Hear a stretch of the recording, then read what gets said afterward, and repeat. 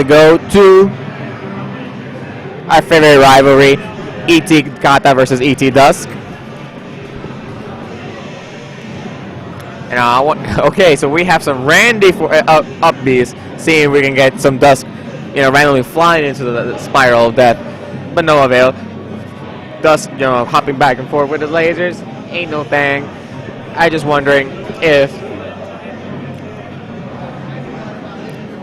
Anyway, I'm not even gonna go into that.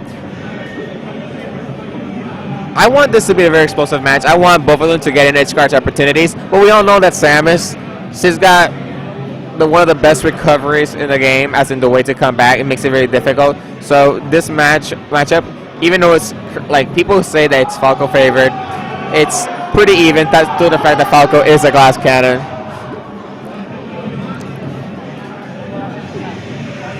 I'm not even gonna go serious. So best of 5, no bans. First one who wins, I think, determines the pace of the set.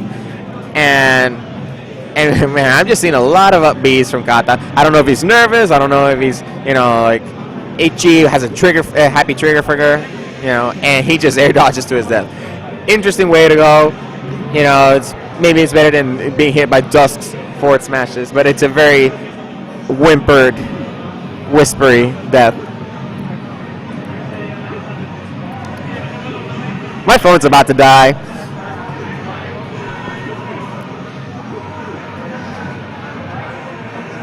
Lots of rolls there.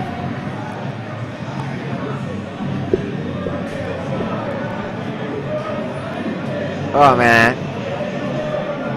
Alright, so let's get into this.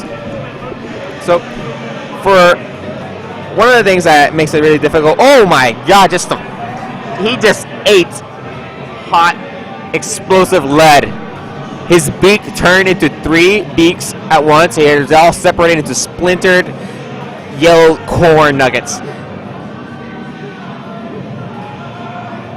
And I'm seeing right now that DusK is just doing a good job, just baiting Kata, using parentally the spin the spiral of death of Samus. DusK is playing this very patiently. He knows that he doesn't have to commit. He can just throw lasers, and Kata has to be the one that makes the approach. But Kata, we all know he ain't about that life. We ain't about that life. What the heck? And just DusK, you kill him with a fire up B. Nice, good tech by Kata. We all know that Taco, he left to play CSGO or some other Steam game after his Steam account got reactivated. See, this is the kind of things I like to see. I like seeing Kata being aggressive. Like, I love his approach with down air into other moves. And I'm hopeful that he starts managing to get some grabs in so he can do an up throw into some follow-ups.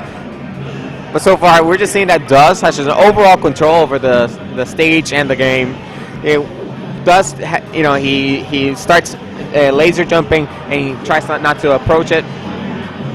But Kata turns it around. Oh, you clever devil, you throwing that laser just to interrupt the charging. I wonder.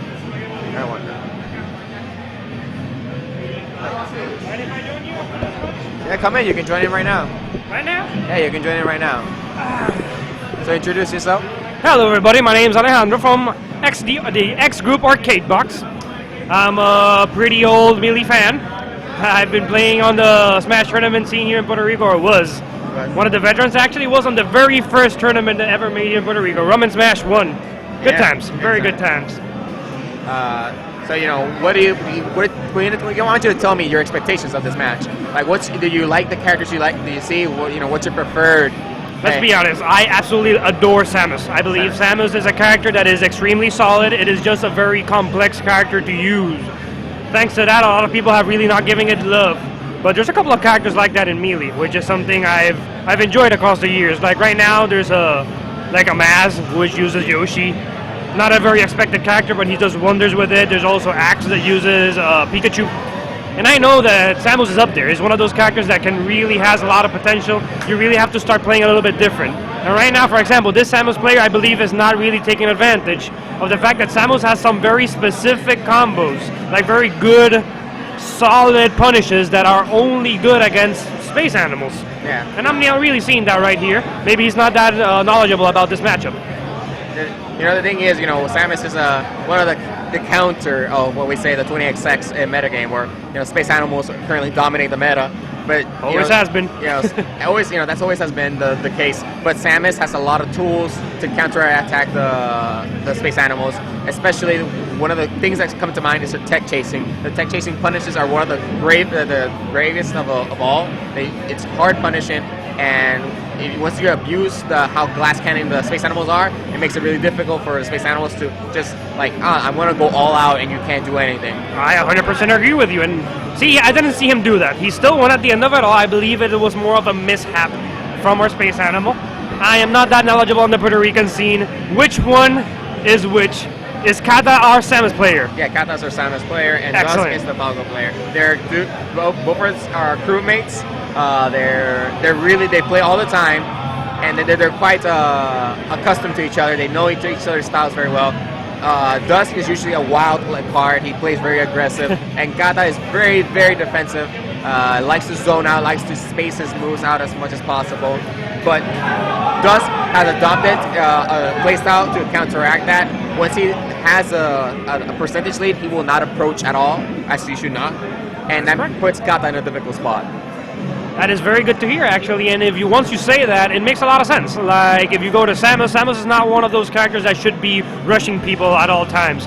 There's certain matchups she can do it, but most of the time she just lays back, waits for you, plays that zoning game. And Fakco is... That's a beautiful forward smash. That's what they call the ET special. DusK is known for throwing out those forward smashes and landing them. His pillar combos, they usually always end with a forward smash landing.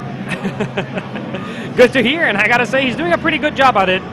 He could have done a pretty nice tech chase right there, but solid play from them both. I gotta say, I am impressed by what I'm seeing here. Very good. He decided not to take it on. Good. That is an amazing punish. Yeah, two missiles, very well placed, and he just got the KO. We're seeing that right now that there's a different kind of style compared to the first game, because the first game, Kata was being a lot more careful. He's trying to put some more footsies, forward tilts, and now he's just going on with the down tilts, more explosive attacks that lift up the space animal, that puts him in a tech chase opportunity, and that's what's giving Kata a better game in the second round. 100% agree with you. I believe that first match gave him the confidence.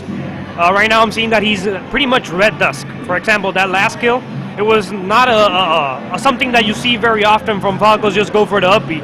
But right now he went I know what he's going for, I know what he's trying to do, and he straight up punished it.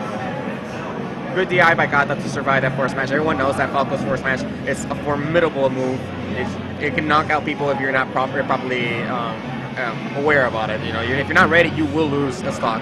And a very easy stock to lose. Yeah. Then again, Samus is rather heavy. That is one advantage she's gonna have.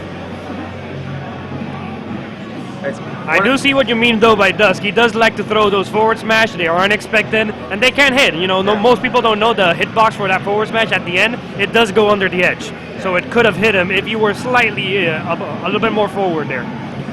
We were seeing some forward airs doing a lot of work. The first forward air managed to get DusK high enough for the Nair to land, and the other one just get him into that KO situation where Kata managed to clutch it out.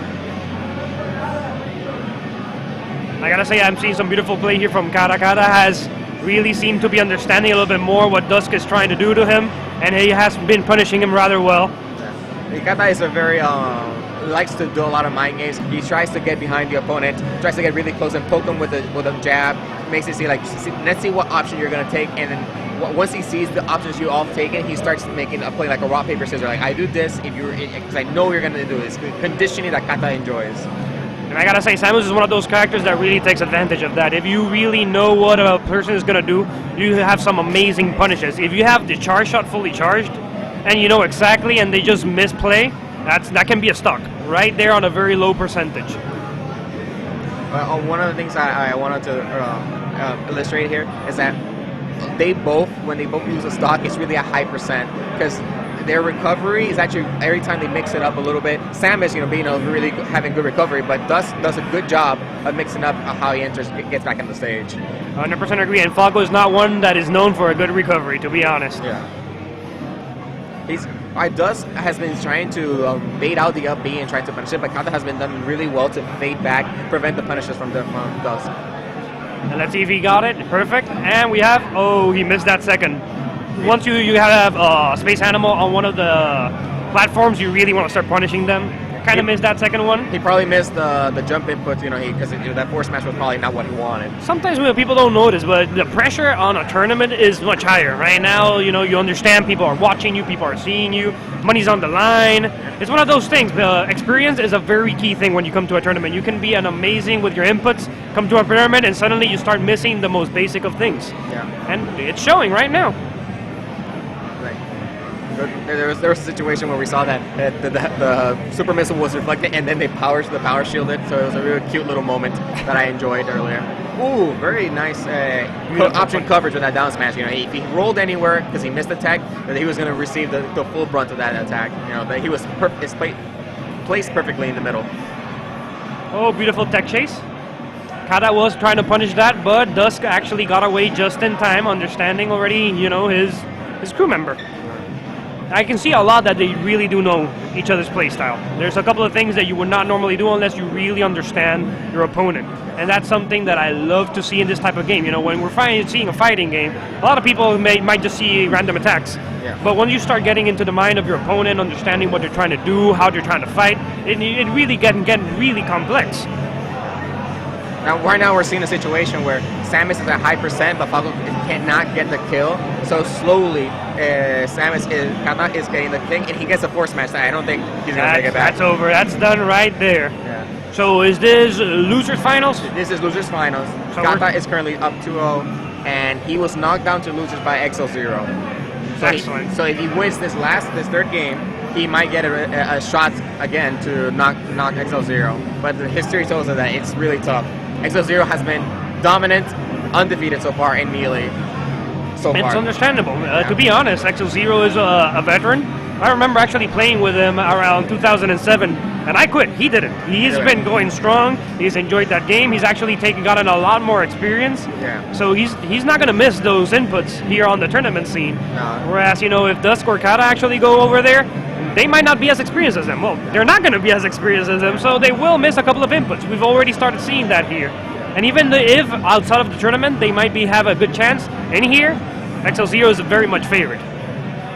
So I want to talk about that, how this is the third game, but this is the first time that DusK changes stage. He tried to go back to Battlefield again, and it didn't work out for him. So Pokemon Stadium, I would have preferred for him to go back in game 2 and take advantage of the counter picking, but now he's using the Pokemon Stadium. How space animals enjoy and thrive in this stage. They have the space to run around, but the thing about Samus is that if you give her too much space, she'll start missile camping. I believe that it was not the best option. I know space animals normally do very well here, but Samus actually has, like you mentioned, huge space, and specifically the platforms when it's in the neutral in Pokemon Stadium is really favored for Samus. She can do some amazing missile plays while those platforms are there. Kata isn't taking advantage so much of that, but it's really not a bad stage for Samus. Yeah. I would have gone something for more Yoshi's story. Yoshi's story would have been great for him. Falco's recovery isn't that good anyways, and Samus you can punish it a lot more on those type of stages where she cannot run away, where she cannot be playing space game too much. So I would have liked to see that a lot more here. We're going to see that his attempt at shield pressure, but he messed up the inputs. He probably did not want to end up right next to him. He wanted to be more spaced out, but the punish was not too much, and he did not suffer too much percent of damage. I also want to say that he probably he could have picked Final, and the reason why he picked Pokemon Stadium is because of the platforms.